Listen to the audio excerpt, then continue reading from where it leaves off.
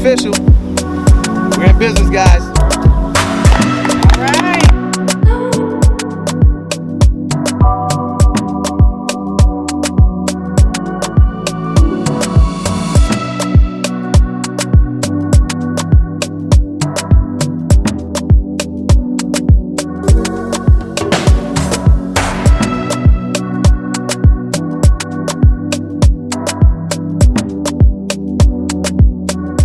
Here's where we do it at, baby. Cooperative economics.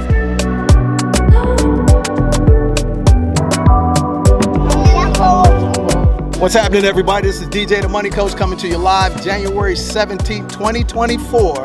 And history has already been recorded. That's right. We just opened up a 220-unit luxury residential resort in Zanzibar. We also are completing 4 luxury townhouses in Zanzibar. And we're also going to open up the Pom Pom Lifestyle Resort in Zanzibar. It's Africans for Africans, supported by Black Americans unapologetically. So what time is it? The Pom Pom Lifestyle movement can't be stopped. Hit the link. Join us on the Beaches World in Zanzibar. Home is ours. Peace.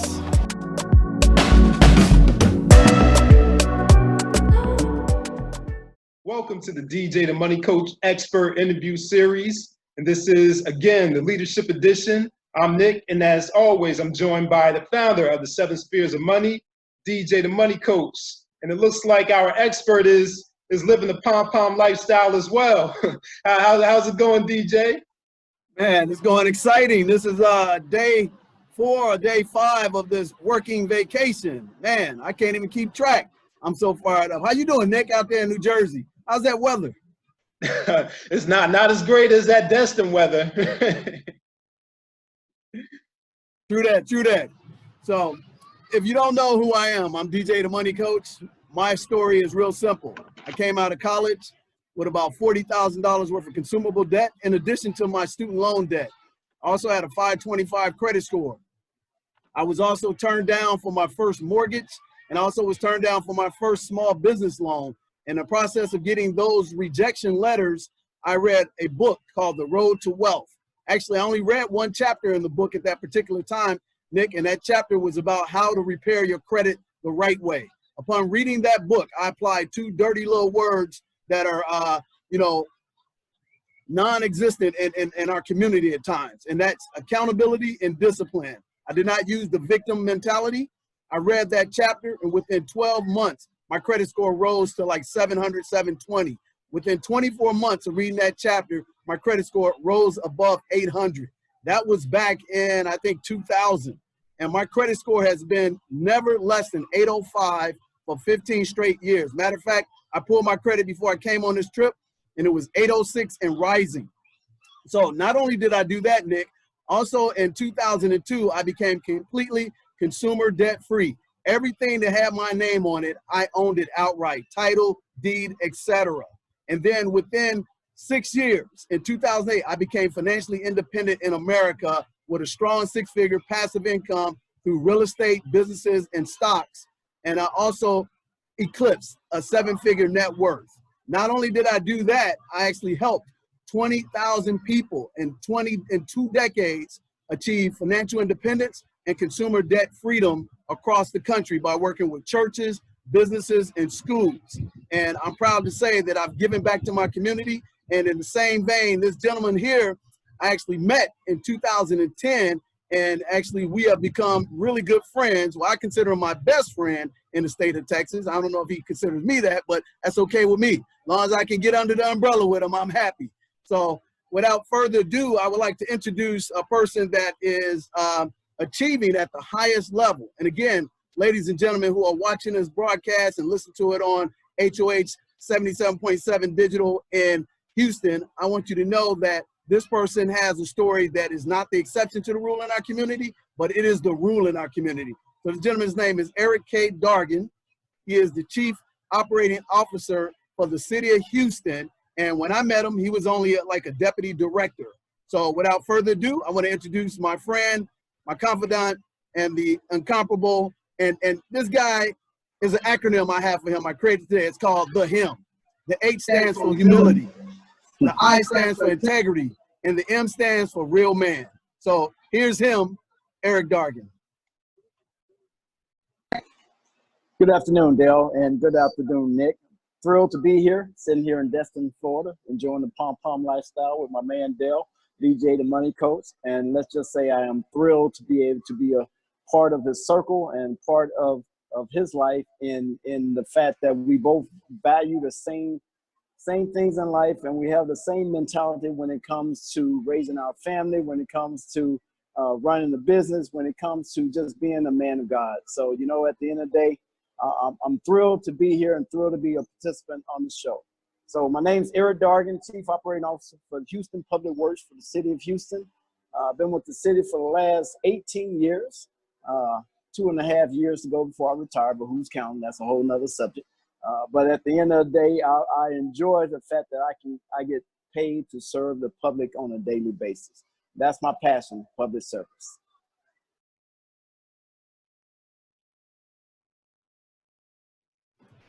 That's fired up. So yeah, the pom-pom lifestyle, that's plenty of money, peace of mind. That means no stress. And, you know, Eric epitomizes that lifestyle right now as he's getting into retirement. I mean, he don't look a day over 35, but he's made it a point to actually travel around the globe, man. He's a trekker. So if you know what trekking is about, Eric must take at least 3 to 4 trips a year that I know of. And I mean, he's actually sometimes surpassing me on the trips that we take, but it's fired up. So with that said, Eric, why don't you tell us, you know, about, you know, where you were when you and I met in 2010. Tell us your backstory about your education, and tell us about, you know, what put you on that trajectory to get you to where you are in that seat today. Because my dad always told me, he said, Dale, you are where you are today based on what you did 5 years ago, not what you did yesterday, but literally 5 years ago. So I've seen Eric go from, you know, being a mid-level executive to the guy at the top of his, you know, division in less than 5 years because of what he did 5 years ago. So Eric, why don't you touch base on where you were in 2010? Tell us a little bit about your formal education and your other background as well right now. Cool. All right. So I'm a small town country boy. Grew up in a little small area called Blytheville, Arkansas, about 15,000 people. Graduated from high school in 1984 and went to Purdue A&M University on an academic scholarship. Major in electrical engineering. Didn't know anything about electrical engineering. I just knew I wanted to be in a field that would allow me to make a large amount of money. And so my direction was somewhat off, but at the end of the day, I have no regrets. Finished up Purdue electrical engineering, went on to Michigan State, where I also majored in electrical engineering because my intent initially was to be a college professor. I got off track because I went to a career fair with a friend, and AT&T offered me a job on the spot. And of course, after you've been working, in school your entire life, and first time being offered a real job, I accepted that at AT&T. So I worked at AT&T for 11 years and finished up AT&T in 2002 and went to work for the city of Houston as deputy director over street and drainage maintenance. Did that for a number of years. 2010, when we met, actually my wife, who also went to Purdue A&M, she was a mechanical engineer and an attorney, but she was doing a personal venture to open up a children's play center. And so we opened up this children's play center in 2010. And Dale and I were actually at a conference. Now, I don't remember the name of the conference perfectly, but we were sitting at the same table and we introduced ourselves to each other. And once I found out his business and what he did for a living, I said, hey, why don't you go ahead and do an evaluation on my background, my business, and everything else. So I gave Dale all my information. And let's just say I'm a person that I think I'm pretty good in managing money and doing things the right way, but I'm always willing to listen and learn for new opportunities. Dale actually came back and said, hey, Eric, I really have very little to offer. And that was the key, because he wasn't just trying to sell me something. He was actually trying to look at the entire picture and make some friendly advice.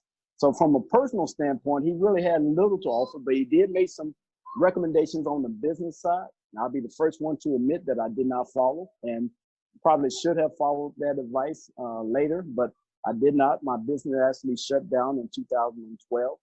And basically, I've gotten into other avenues of business, more so on the real estate side. But at the same time, maintaining my business or my daily life at the city of Houston. I do believe God called me to be a public servant, so I don't offer any apologies or regret for being a public servant. I enjoy working for the city. I enjoy serving the community. I enjoy doing things to improve people's lives. But at the end of the day, I do believe everyone should have something that they can increase their revenue, increase their net worth, increase their value, so that they can live this pom-pom lifestyle at some point in time in their life, preferably sooner than later. And of course, being in the same circle as Dale, I get nuggets from Dale on a regular basis, and those nuggets have proven to be successful and beneficial to me in my life. So basically, nothing special besides I'm a planner. I plan everything out. I know where I want to go. I know what I want to achieve, but I've also been blessed. I'm a person that have never applied for a job. I've never applied for a position. I've always been offered these opportunities. And actually, the new director at the time offered me this newly created position of Chief Operating Officer for the city of Houston, which basically means I oversee the operations for public works. I oversee water and wastewater, streets, drainage, traffic, permitting, billing, all the things that people take for granted when it comes to just regular qualities of life: water, wastewater, the streets, the drainage, all the things that are just automatic because the public receives these services from the municipality. And long as things are running good, you'll never know that that organization even exists. And that's my goal in life, to keep it that way, so that I don't have to become a primary name in the city, because if everybody knows me, that's a problem. If everybody doesn't know me, then that's a good thing. That means things are running smoothly. So my job is to basically keep the city of Houston running smoothly when it comes to the public works and infrastructure that serves these great citizens throughout the city.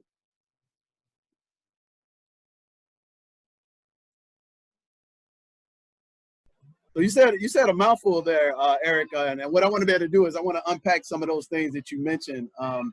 Just the other day, I was interviewing one of your fraternity brothers, Marshall Taggart, who actually I would not have met if it wasn't for you inviting me out to the National Black Forum for Professional Administrators. If I got that wrong, guys, don't kill me, but you get the point.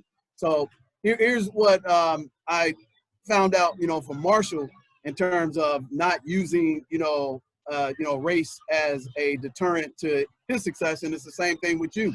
I mean, you both apply, discipline, you both apply, accountability.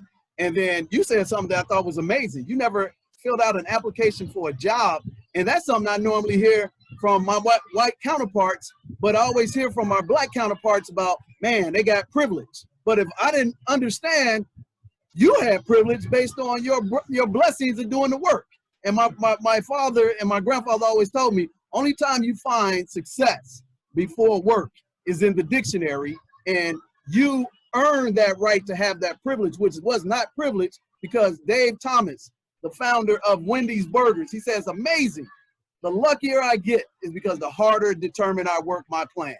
And that really sounds like what you just said in reference to not having to fill out an application, because you did the work, you had a plan, and you put yourself in a conducive environment for people to see your talent and your skills to actually help them go to the next level. So touch on that a little bit, and also touch on this for me, because here's another thing that I like about what you and Marshall do collectively is that every time I see you, you got some sharp young black person that's doing a job that typically we would say, wow, man, that's the old boy network. But I see the old black network working very prevalently in the relationship that you and I have, and I'm proud of it, and unapologetically that you hire the best and they happen to look like you and me. Can you touch on that for a second for us, Eric? Yes, sir. Glad to. So first of all, let's go back to the privilege, because I want to make sure everybody understands nothing was given to Eric Dargan. Nothing at all. So my parents raised me to do my best and be my best at everything possible. When I got to Prairie View, the emphasis changed.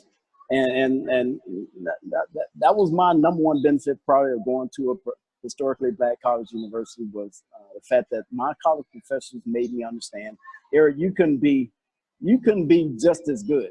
You had to be better than anybody else you were around. And they drilled that into my head to the point that I accepted that being average, being just as good was not enough. You're going to have to be better than everyone around you at all times. And I soaked that up, and that's what I strive to do.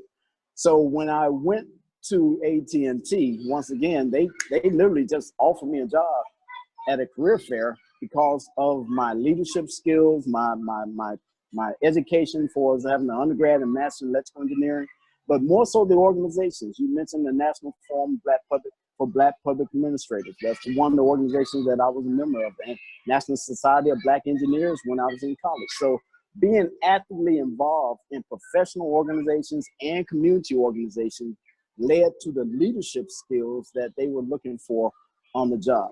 When I got the job as COO, I didn't apply for it. My boss at the time came to me and he selected me, and I actually asked him, why did you, oh, I'm sorry, let's go back to leaving AT&T, coming to the city of Houston. I get a call from a headhunter out of the blue asking me to come interview for this job. I'm like, I have no desire to interview for a job. I'm perfectly happy where I am.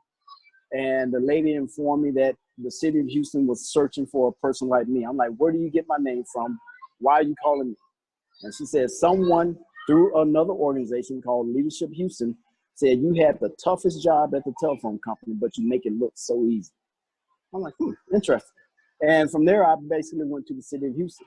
When I got the COO job, my boss at the time brought me in and like, hey, I'm like, once again, why you offering me this opportunity? He's like, you don't know. He said, I did my research. You are the one person that's highly respected in this organization. You're a man of your word, and you are able to influence people to achieve whatever job and perform at the highest level. I said, thank you very much. So no privilege, all about hard work and making sure that your results speak for itself. I've not one time had to pat myself on the back for anything.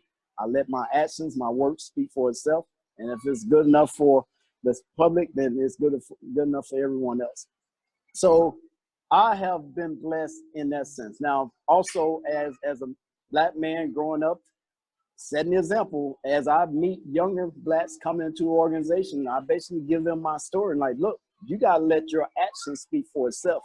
I don't need lip service. I need actions. I need results. I need tangible, measurable results that I can actually see your progress and see what you've accomplished. And I guarantee you, if you show that, people will seek you out because they want someone that can make a difference on their team. And at the end of the day, when it comes to results, color really doesn't matter. I mean, people really,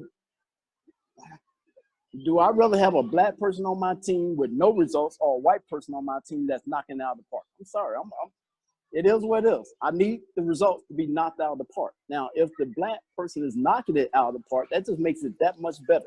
So I tell every young Black person I know, you cannot be average.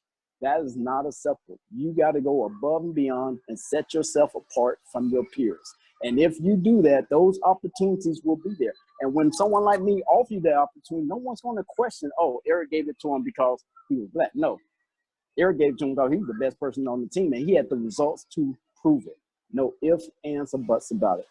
You know, at the end of the day, I have to look in the mirror. When you work for a municipality or government entity, you have to be able to look yourself in the mirror and defend every action you do on the 10 o'clock news. And if you can't do that, then you're going to be questioned quite often.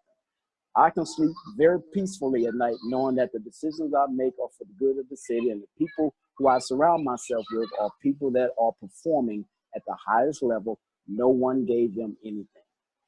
And it's really as simple as that from my perspective. You know, that's a great perspective. And I was, you know, being facetious about being privileged, because I know just like you do that you put the work in, the results show.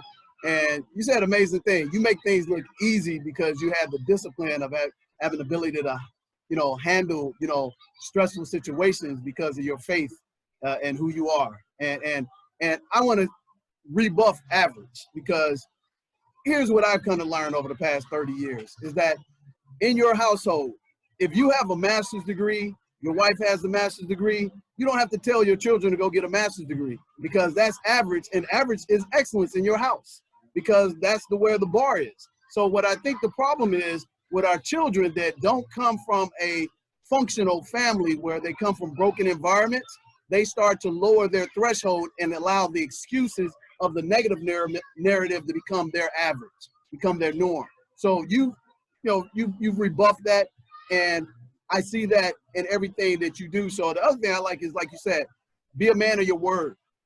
Let your results, speak louder, than anything that comes out of your mouth.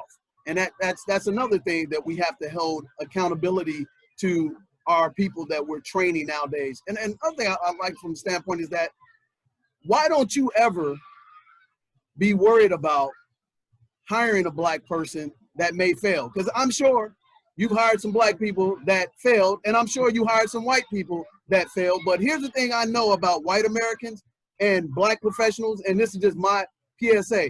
A white American, and I know a lot of them that are in high levels, they'll hire a qualified person or a barely qualified person. If they fail, they don't think one thing about it. They don't expect any blowback. And 98.9% of black professionals that I've met, like you, Eric, over the past 30 years, they do the complete opposite. But you actually happen to be one that actually does not worry about the blowback, because I think you do such a great job in your due diligence about the people. So can you talk to that? And I'm not patting you on the back. I'm just going from what I've seen from knowing you for the past 10 years.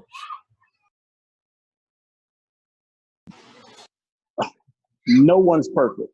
I'm not perfect. Have I failed at numerous things? Yes, I have, personally and professionally. Have I not met the bar in some areas? Yes, I have. So that's part of human nature. No one's perfect.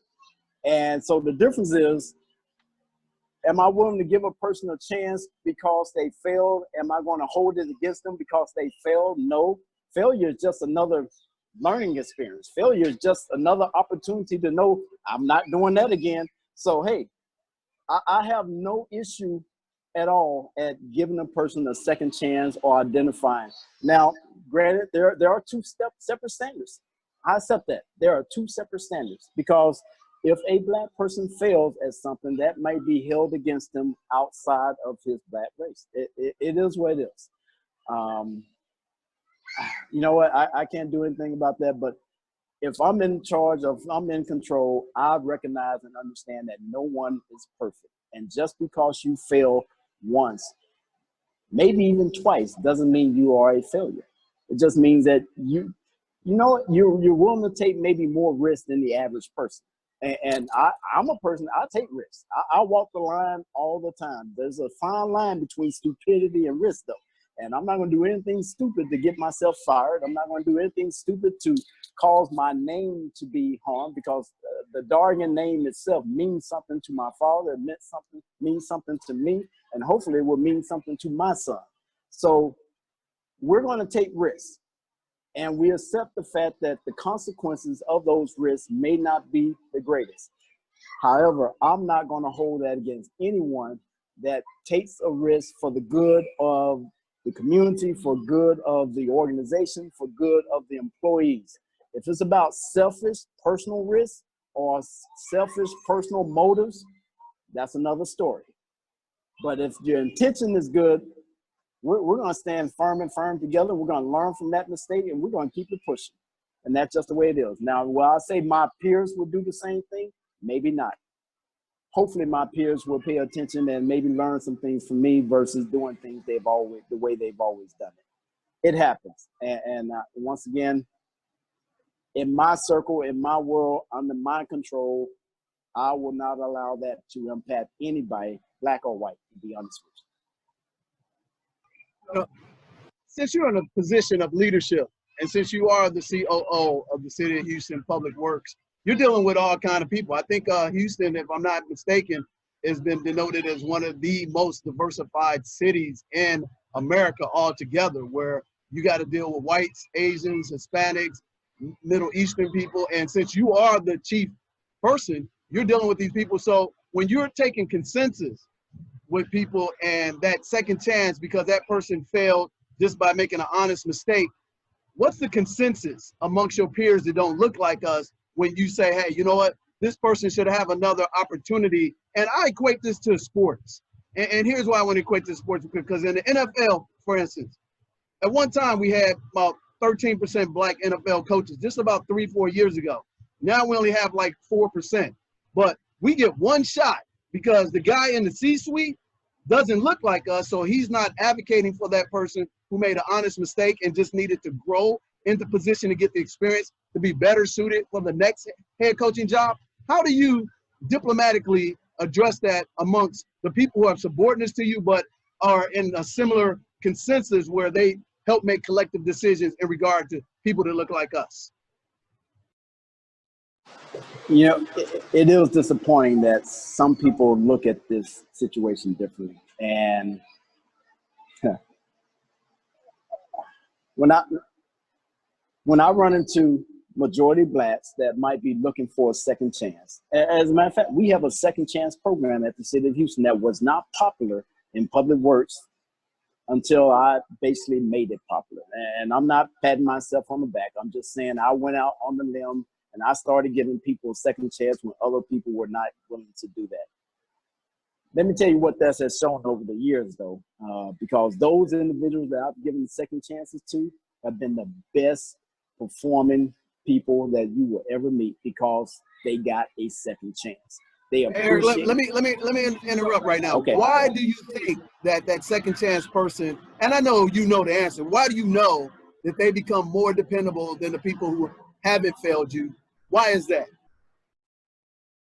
Strictly for the fact that I gave them a second chance. I mean, that they appreciate the fact that no one else would give them a chance. No one else would give them a job. I mean, to be a grown man and not able to go out and support your family, that does something to your heart and to your soul. And then when someone can give you that opportunity to have a job with benefits, where you're in a stable environment and you get to serve the community, you take pride in that. And those individuals who work at the city of Houston who have been given a second chance have been some of my best performing employees who have actually risen to middle management and are now setting the bar for others. The problem is two things. So as an executive, we have to realize that how we respond will be interpreted as, oh, that's how the next black person is going to respond. So let's break that down for a second. So let's say Ericka Dargan, at the time, deputy director. And let's just say that I severely failed as deputy director. There's probably a slim chance that another black person is going to be given a shot at that anytime in the near future. Why? Because Ericka Dargan failed. So I take it personal that I understand that sometimes I'm representing the black race. It's one of those opportunities that we don't ask for, but the reality is if you're in a leadership position and you are black, you have to understand that you are setting the example for the others because they're going to perceive the others to be just like you. I'm gonna look at that as a good thing. That means you're going to perceive that all black males are going to be on the point, on the job, going to be honest, sincere, going to be direct to the point, and going to get results. So you know what? I receive that, and I run with the ball when I'm handed the ball. Hey, let me interject right here. Now, let me interject right here. Now, the conversely should be true. If you and I have to take on the burden to represent all the black men when we get a first, and I don't never want to be the first, but a lot of times I am. But if I fail, that next black guy or gal don't get that opportunity. Now, the conversely should be true where we hold them feet to the fire when we exceed the position, and we should see more of us coming into the C-suite. So why is that not happening when Ericka Dargan is knocking it out the park, when DJ the Money Coach is knocking it out the park? So is that your responsibility, my responsibility, or is that a collective that, like right now, we have to hold somebody accountable when we are exceeding excellence? Talk to that for me real quickly, because that's important, man. You know what? From my perspective, it is our responsibility. And you know what? I accept it. I embrace it. And I think the results have actually shown it. So I will tell you, since I became COO, City of Houston, and let's face reality, I was the only black male sitting around the table for a very long time. There are now 2 other black males sitting around the table at Public Works in deputy director positions. Do I believe, now I'm not going to say I'm responsible for that. I'm not going to claim that at all. But do I believe that if I had severely failed, would that have happened? Probably not. And you know, it is what it is.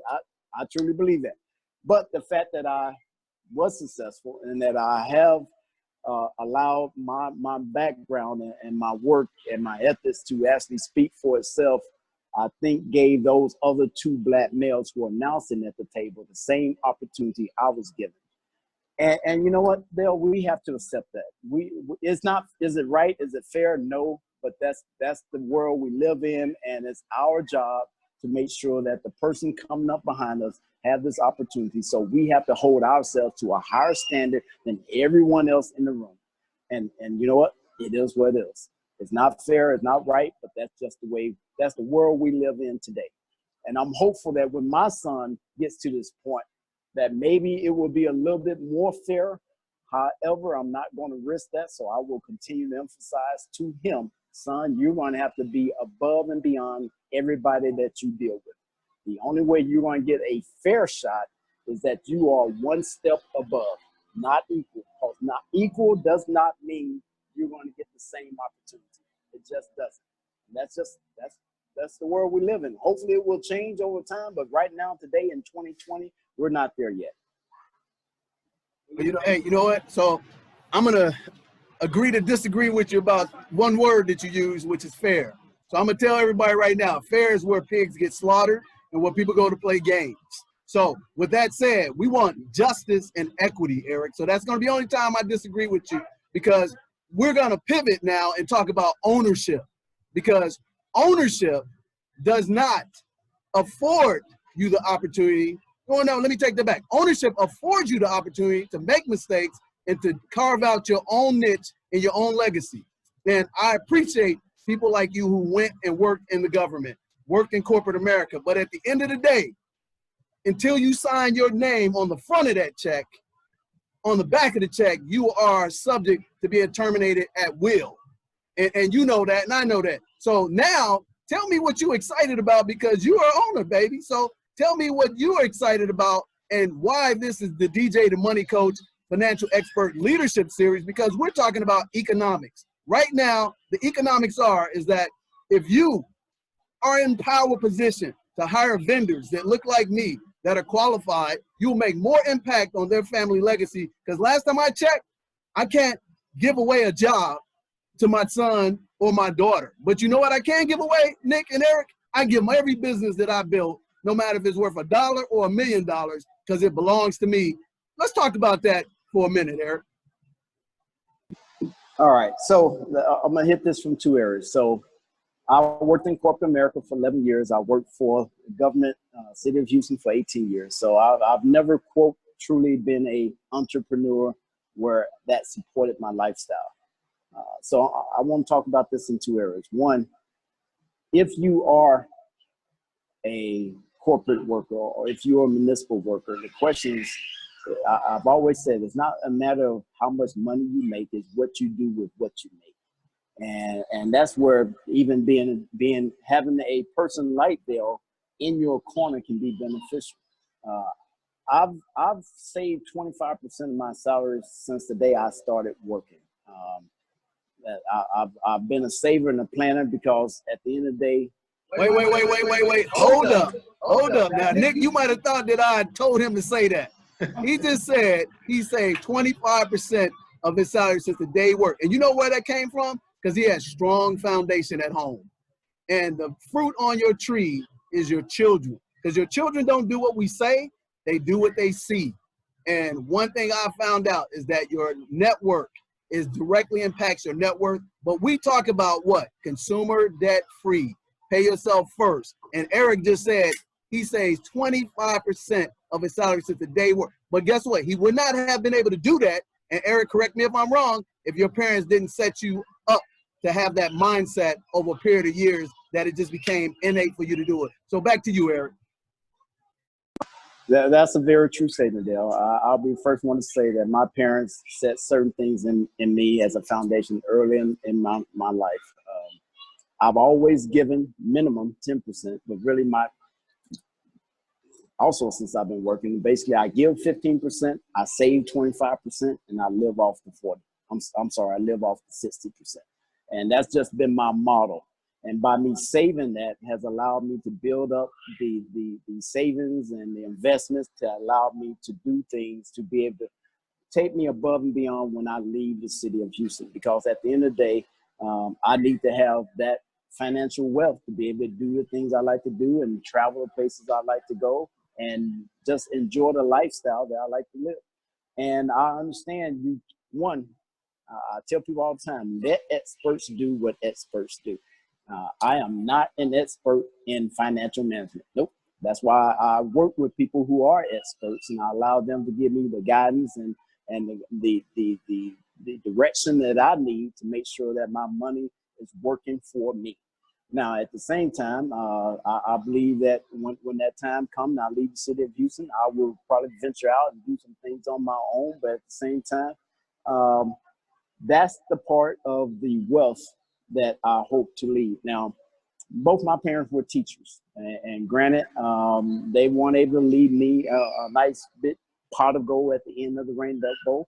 I do have a home in Blytheville, Arkansas that my father actually bought when I was 1 year old, and that home is still there today, and that will be a home for me for the rest of my life. And the home where I am now that was paid for by me and my children's mother will be the home for them for the rest of their life. So if nothing else, we have a home land to pass on to our children, just like my father and mother will pass along that home in Arkansas to me. But being able to invest your money, save your money, invest your money, or go out and allow your money to create an opportunity to make more money is, I believe, that's something that we all should do. Whether you have a corporate job, a municipal job, or a regular job, allow your money to work for you. And surround yourself with the right people that's going to give you guidance in doing that. And granted, Dale is someone that I invest with personally because he's an expert. Let experts do what experts do. I'm a public servant, and I'm good at what I do. And when it comes to taking care of the community and taking care of things of that sort, I can handle that. But I recognize my strength and my weaknesses. And if you surround yourself with people that can compensate for the areas you lack, you will be in a whole nother place where you have a team that can really take you to the next higher level in life, and then allow you to truly live this pom-pom lifestyle that Dale talks about on a regular basis. Oh man, that's powerful stuff, Eric. So let's make another pivot. Let's talk about leadership, because I know you wrote this book. It's called Leadership and Leading Without Dollars. I'm sorry, Leading Without Dollars. So and ladies and gentlemen, if you don't realize, Eric and I are actually on the same patio because we're sharing a working vacation together.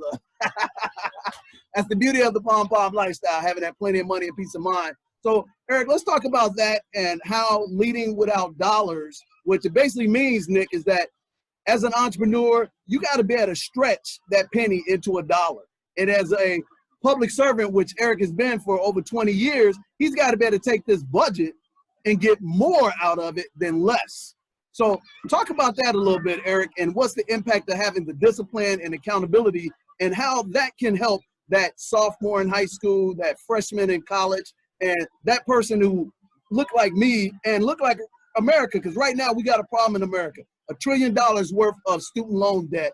How can we help leading without dollars impact those individuals so they won't have that excuse to have that debt when they get out of college and have bad credit like I did, Eric? Leading Without Dollars is really a simple book, and it's really meant for that high school, college student basically getting into their first career, to make them understand or to help them understand that, you know what, you don't have to have all the money in the world to make things happen. And I think this applies to life.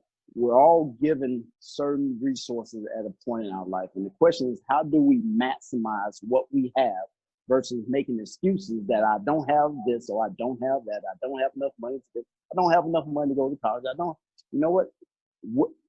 Take what you have and make it happen however you have to make it. Now, when it comes to leading people, especially in a municipality, we don't have enough money to get the best equipment. We don't have the best material. We don't have the best uniform. We don't have the best of things, but what little we do have, we have to maximize it. And the key when it comes to leading others is making sure that people understand that the greatest asset is the individual, the people around you. And by getting the people around you to offer their insight on what they see that you can do better, more efficient with the resources you have, that's the biggest key.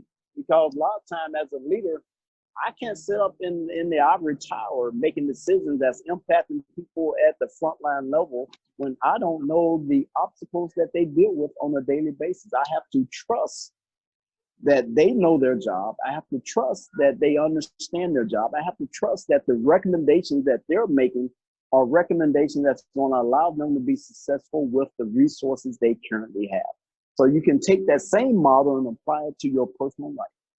Okay, you just graduated from college and let's say you're making $25,000 a year. Well, okay, great. And you have $50,000 in loans or $100,000 in loans. Question is, what are you going to do? How are you going to manage yourself? Oh, God. Okay, I'm sorry. All right.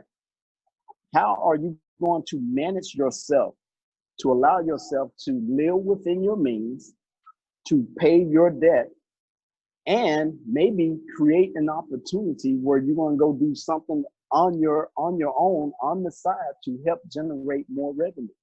So the whole part of leading without dollars basically says, no, you don't have the silver pot. You don't have the pot at the end of the rainbow.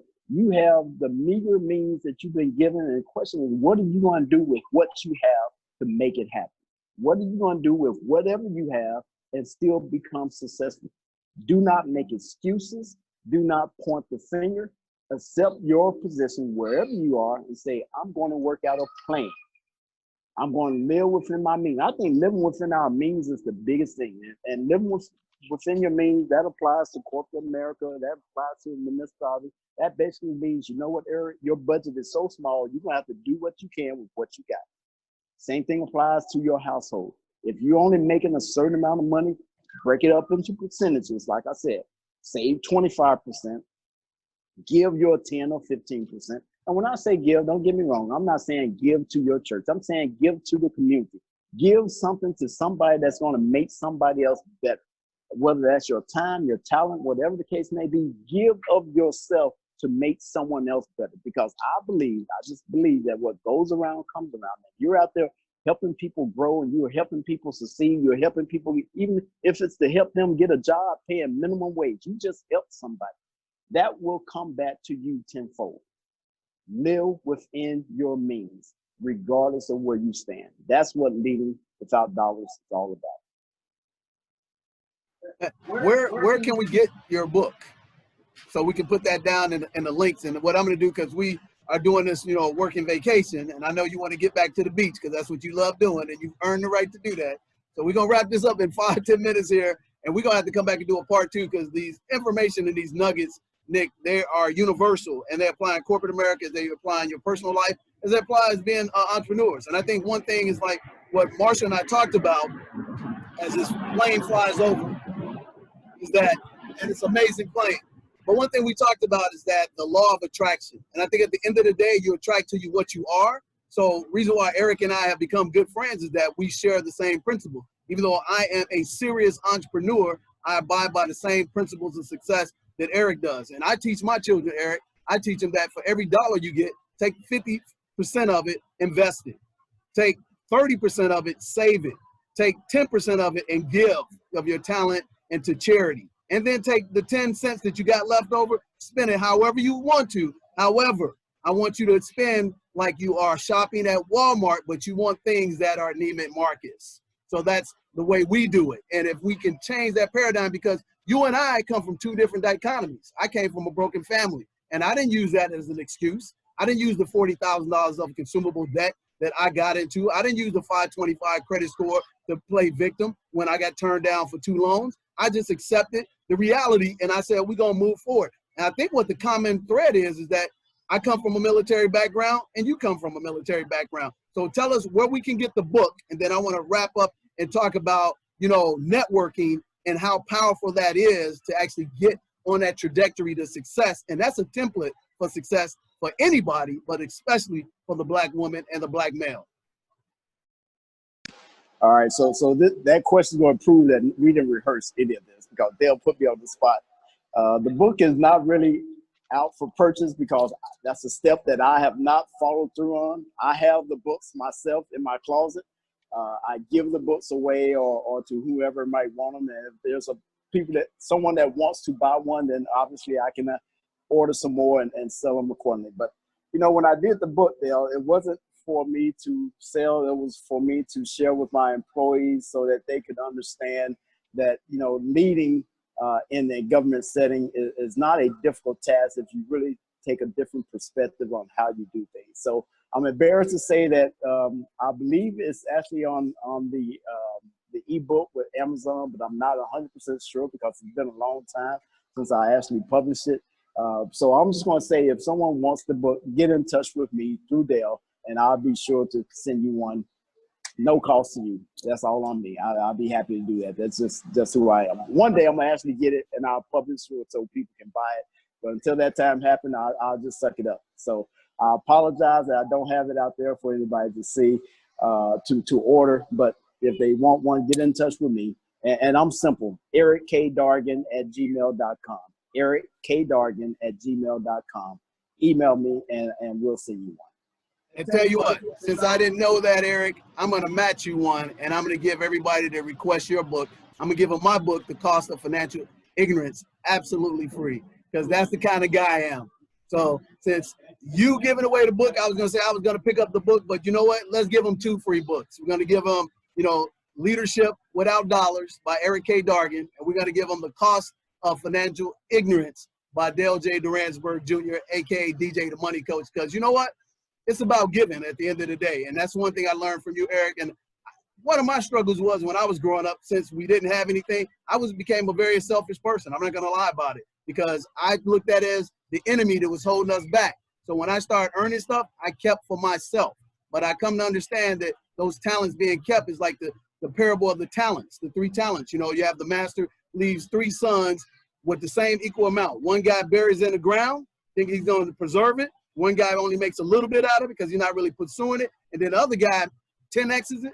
The master comes back was like, oh, you put it in the ground, I take yours. You only worked it a little bit, I take yours, and I give it to the kid who 10X'd it, because everybody can prosper. So that's what we're about in this series. So I thank you, Eric, for giving me that model of being more benevolent towards people and not being angry, because we also sometimes consider the angry Black man or the angry Black woman. We got a right to be angry. It's just got to be modified and it's got to be regulated, and turn that anger into positivity and make the fruits grow from our tree. So with that, I want to wrap this up real quickly and say, talk about networking, Eric, and how important that is. And this is where I become a proponent against college education, because I have never been taught how to network to actually create money or significant relationships to benefit me. I learned by default, and I've been to several schools. I partied out of one college and I graduated from another one, and I've been through many certifications, and nobody has ever taught me about networking. But once I learned about networking, my trajectory in business and life became better just because of networking. And Eric is a master at networking. So talk about networking, Eric, and talk about the groups that you are a part of, that you go to year in, year out, that I've seen over the past decade. Touch on that, and then we'll wrap this up. All right. So networking is really critical to any successful individual, in my opinion. And I believe it's important in personal and professional growth. It goes back to, you are not the expert. You don't know everything. So the best thing you can do is meet as many people as you can and find out who are the experts in all the different areas of your life where you might need some assistance or resources in a future day. So to start out with, I am the chairman of the board for the Houston Metropolitan Federal Credit Union. And I became chairman probably around 10 years ago. And it's an organization, of course, credit union, that basically is there to assist and help our employees.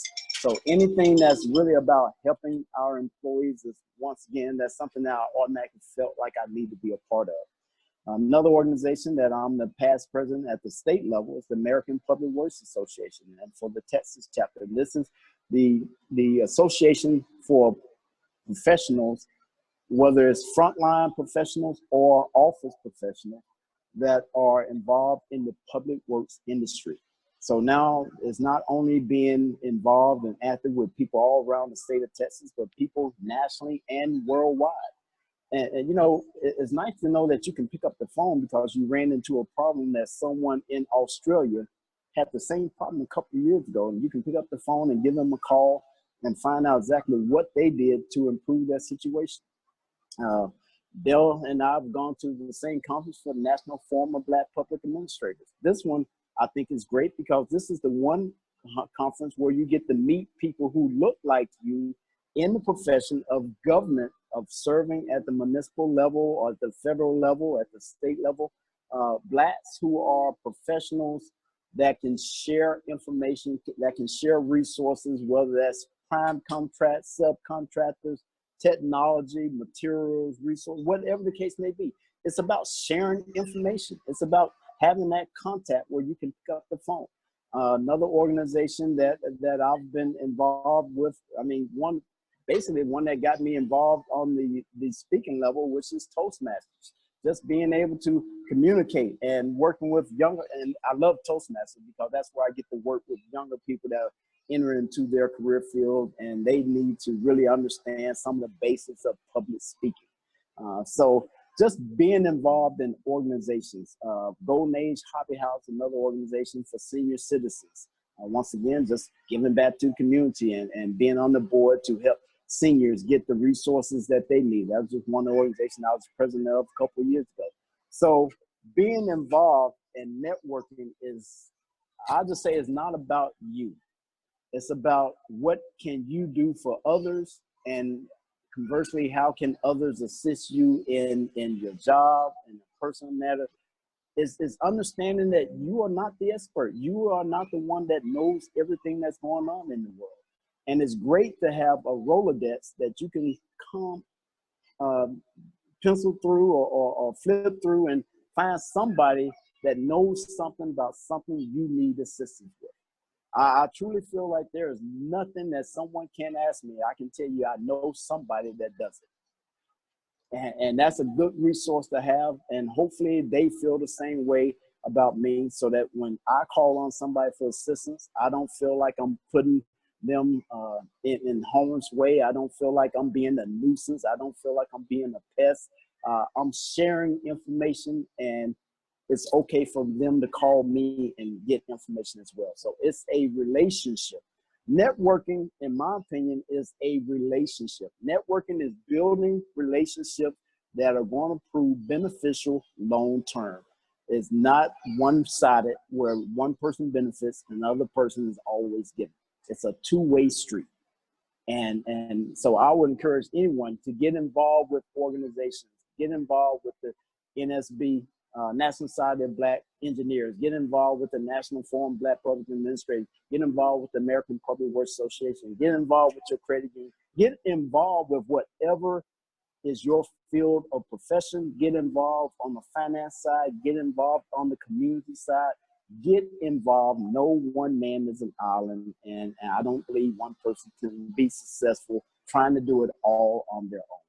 Networking is truly, I think, one of the, let's go back to the statement I made about the headhunter who called me from AT&T, because a guy who I was in Leadership Houston with knew my job, knew what I did, and he referred me to her because she needed someone that could lead a large group of people, and I made my job look easy at the telephone company. So once again, the networking opens up the opportunities for you to let people know who you are, what you're about, and at the same time find out about other people who may be able to benefit you later in life. But it's a two-way street. It's not one-sided.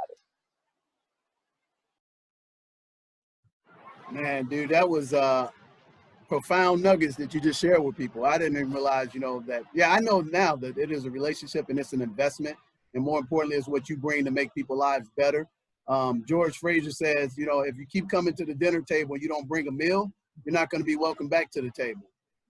So with that said, man, you've obviously have impacted my business and my life from networking. I mean, the relationships with the Houston Federal Credit Union. You referred me to them to take care of their financial education, and they were clients of mine for 3 years.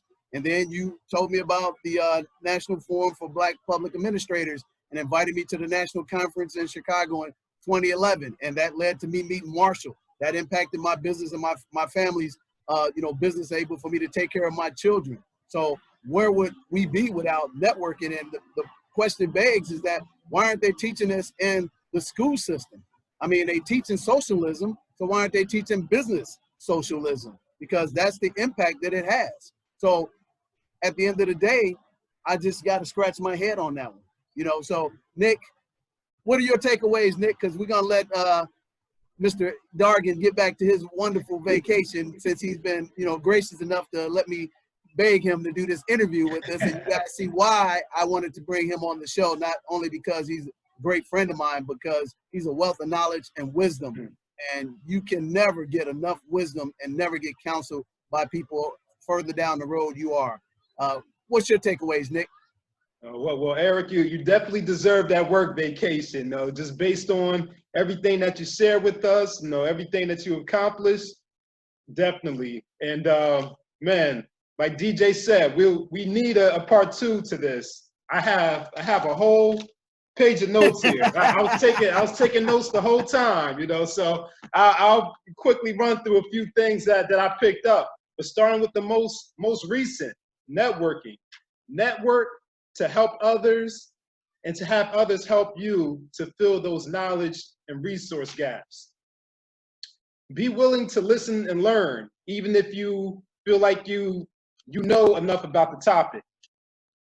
Eric is showing us that you can serve the community and still live the pom-pom lifestyle.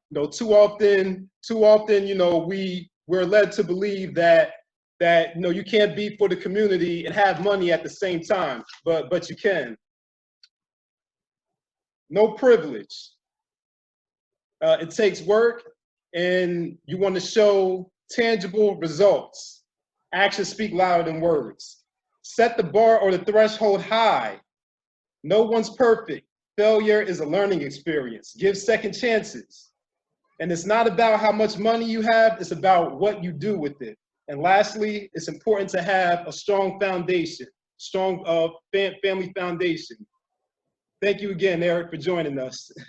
Man, it's awesome. So again, Eric, if you can give us your contact information, where people can get in touch with you. Everyone, like we said, we're going to give away the Leaders Without Dollars, Leadership Without Dollars, booklet by Ericka Dargan. We're also going to give away free. These are both going to be free. The Cost of Financial Ignorance by Dale J. Duransburg, aka the Money Coach. And Eric, give us your parting statement in 30 seconds. Then we're going to get out of here. And again, appreciate your time, friend. All right, good deal. Well, hey, anybody that want to reach out to me, feel free. My email address, Eric, ERICKDARGAN, erickdargan @gmail.com. Send me an email. I will respond. Normally I try to respond within 24 hours, but hey, I do respond. Or you can reach out and give me a call, not a problem, 713-301-6919. Once again, I love life, and you don't get, every day is truly a precious gift. And I believe we all should be able to live every moment at the highest level possible. I'm thrilled to be here on vacation in Destin, Florida with DJ and the family. We're here to make it happen. We're here to make it happen. If there's anything I can do to assist, reach out. If you need a book or if you want the book, send me an email. But I'm thrilled to be able to participate and look forward to working with you in the future. Take care. Peace. Hey guys, you know how we do this. It's all about the pom-pom lifestyle. It's plenty of money, peace of mind. We literally want you to come join us on the Beaches of the World Club, which we're doing right now today. And I want to thank Eric for investing his time with us, because he didn't have to do that. But again, that's the kind of guy he is. He's the him. Humility, integrity, the man. I'll see you next time on DJ the Money Coach Financial Expert Series. Peace.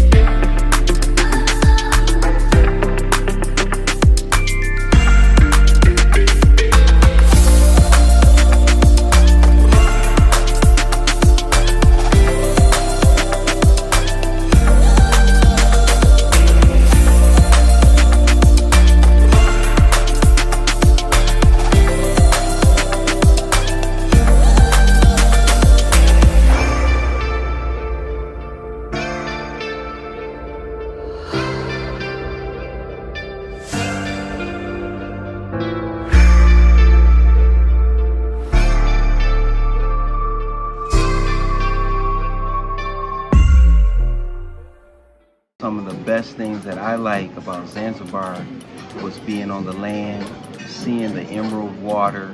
Got to see the island, connect with the people, do exclusive luxury experiences that you'll only get on the island of Zanzibar. The beach, fresh food, the people. I mean, I could write a short book about what I experienced here. Eating the best fruit, vegetables, seafood. Met some amazing people. We had an amazing time. I like the tours that we went on, the Spice Island and the Paradise Island. The snorkeling. That was an exclusive experience. Huge sandbar. That was set up like our private dining area. The sand is soft, the water's warm. Unadulterated, pure, simple, Zanzibar. So the opportunity in Zanzibar is very, very, very, very clear. There is nothing but economical growth and development happening right now. Zanzibar, just because it's an up-and-coming area. Get here and you see the opportunity. And then you come on the African side, you get to see even a different type of togetherness. Being able to ask questions and DJ was just like, hey, ask me anything. Plenty of money and peace of mind. Zanzibar all day.